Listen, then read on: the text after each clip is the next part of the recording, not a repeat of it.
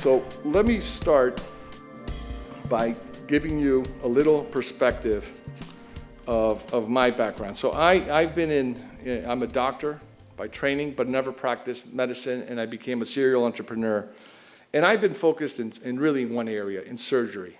So when I kind of reflected back and said, what's the next act? To me, was a concept that's called completely non-invasive, incisionless surgery, where the direction and I was completely, once again, gravitated to Israeli technology. But as you look at the evolution of surgery, it kind of makes sense. Because what we're seeing is 10,000 years ago, we saw an evolution of craniotomies, of just opening up the brain in a very unique way without knowing what you're doing, right? And then we've kind of progressed in doing open surgery, and then we got into robotics, and now this whole concept of totally non-invasive surgery. And surgery has its pitfalls. I will tell you, 100 years from now, we're going to look at what we do in surgery for all these reasons, and we're going to say it's completely barbaric, that it makes completely no sense, and how could we have done this to people? So I want to show you a video of this concept that's been around for over 50 years, but it's through Israeli innovation that they've brought together these technologies. And I'm going to run through this video to kind of give you a sense. See if I can pull this off. Okay. So here you're seeing the magnificence of what's happened with imaging. We are now able to create in real time these volumetric renderings. And we're also able, as you see here, to use a technology that we've developed called focal therapy or focused ultrasound.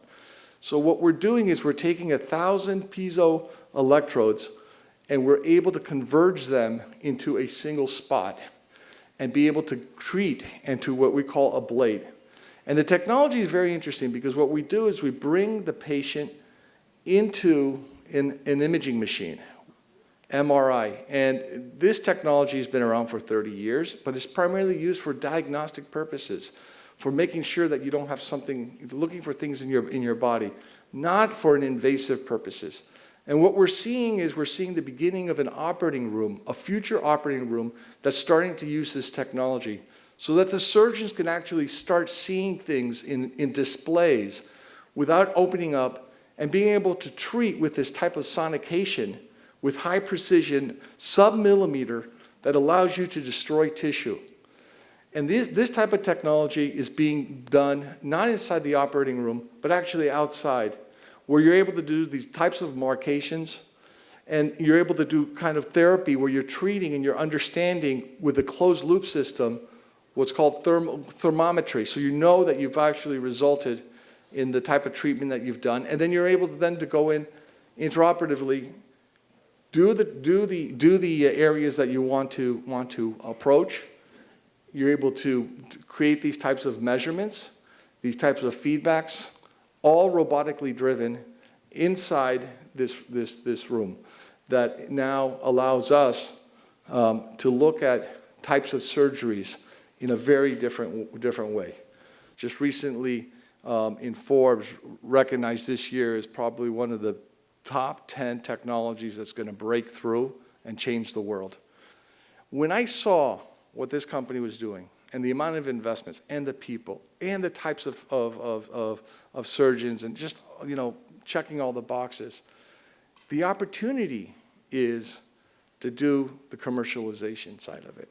And so what my job has been is kind of to narrow down the focus and say, look, what is it that we can really do with this technology? Because we can do a lot of things with it. The first areas that we're going after are movement disorders. So a lot of the fields where there's no treatment and there's no cures for these diseases. We just finished a phase 3 study, which if anybody who knows in the medical field, phase 3 is a pretty comprehensive, multi-center, prospective, randomized clinical trial with 2 arms, where from a technical perspective, when we did the randomized study, we had a p-value of 0.001 and a 70% improvement in terms of outcomes that is going to be published in a significant journal in the next few months. But I want to show you some of the kind of highlights of what this technology can do. Tonight, a potential breakthrough for Parkinson's disease patients. An experimental treatment being tested here is showing some incredible results. Doctors say it could help restore the quality of life for millions of people suffering from this debilitating disease. This is what Parkinson's disease does to Kimberly Spletter. Uncontrolled movements, shaking and wobbling. We got to the point where I was having difficulty getting dressed. I have a grandson. I couldn't snap his onesies. I was at a wedding recently and I couldn't dance with my dad. It was sad. Parkinson's is a degenerative disease of the nervous system. There's no cure, only treatments to ease the symptoms, including the most common treatment, an old medication that causes its own set of side effects. With time, it seems to be less effective, mostly because the disease just progressively gets worse with time. But now, doctors at the University of Maryland Medical Center are experimenting with a brand new treatment, something that's never been done before. It's called MRI-guided ultrasound. It's been known for a long time that if you make lesions in certain parts of the brain, you can eliminate some of the symptoms. And that's exactly what this treatment does, except there's no cutting and no surgery. Patients are put into a special MRI machine so doctors can get a close-up view inside the head. Then ultrasound waves are targeted to a specific part of the brain that's connected with the uncontrolled movements. Dr. Howard Eisenberg is Kimberly's neurosurgeon. But making the lesion is not destroying the cells that per se are causing the symptoms, but it interrupts that part of the circuit, and then the symptoms are relieved. Kimberly underwent this treatment less than a week ago. She says she had to shave her head, but the procedure didn't hurt. The only feeling is intense heat. The results, though, were immediate. She was able to walk. It was just absolutely the most incredible thing in the world. And when we met Kimberly this morning, there was even more emotion because she was able to accomplish something else. Running, a favorite hobby that she hasn't been able to do for years. It's turned back the clock for me. You know, I have a new lease on life. I can do things that I want to do. It's a blessing. Thank you. You know, when I hear the Kimberly story, I can tell you that we've now been able to treat over 2,000 patients that way. So it's this type of technology that really, for me personally, brings a lot of pride. But I think as a nation, for those that are from Israel, you should take a lot of pride in this as well. Another concept, another big idea that we're doing with this technology, and this is called blood-brain barrier. Okay, so you have to understand, the body has protects itself. The brain is protected. Think of it as a wrap around the of cellophane around your vessels when it gets to the brain. So your brain does not have access to a lot of the nutrients that the rest of your body does, and it does it for protective purposes. So your brain doesn't have any blood in it, but all the nutrients goes and gets filtered through what's called the blood-brain barrier. What the scientists in Israel and across the world have figured out that no one's then been able to do is, in a non-invasive way, how to open up the blood-brain barrier without causing any damage. And I'm going to explain to you why that's really important. But let's run through this video. So here's our system, and what we're doing in a very focal, targeted, millimeter level, we are targeting a vessel. And there in the vessel, there's two things that you see. Those red things are blood cells, and those little other things are what's called microbubbles, nanoparticles, and the purple is a drug. And what we're able to do, and we're able to concentrate in those areas that's called the tight junctions, that area where the cells are where these things are coming through, we open up the blood-brain barrier for a period of 6 hours where it causes no damage for 6 hours, and it goes back to its natural state.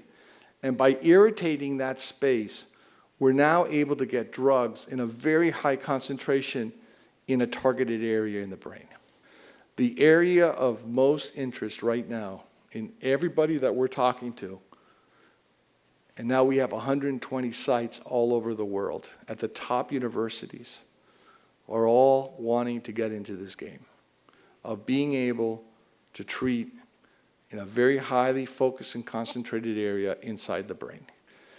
One of the big areas that we've seen, and it's nobody knows why, but we have these 2 animal studies that we've done on Alzheimer's, and there's been no treatment of Alzheimer's. We've never seen, there's been over 200 trials that have been performed. There's been over $5 billion spent in the healthcare system in trying to find a disease. And what we were able to do in this study was we were able to demonstrate that we can remove alpha-beta amyloid, which is the key protein, which is believed to have have a huge impact in what's called these neurotangles of causing Alzheimer's. And we saw a 70% reduction, and we saw on what they call the Y maze with these rats, we saw a significant improvement in their ability to get through these mazes. So we're right now in the process of trying to do our first human in Alzheimer's. And I leave you with this on this case study of Insightec. This is what I was dealt with. When I came into this company, I said, these are all the diseases that this technology can solve. So it's absolutely amazing. But once again, we have an opportunity here to kind of create something pretty significant. And in closing, I just want to kind of give you my view and my takeaways. So number one, for me, personally, I feel like if there was a conference that I had to kind of talk at, this was it, right? Because I do a lot of stuff in Israel, and I'm very passionate about Miami. One of the most exciting things that I have in the honor of managing people in Israel is their sincerity, their honesty, their candorness. They will tell you exactly what you want to hear. Well, maybe not what you want to hear, but what you have to hear. And there's no deviation from that. And that's something that I think in our culture here in Miami, I would submit to you we have. I really welcome you guys to be advocates and supporters, to take on big ideas, to embrace them, to make them happen.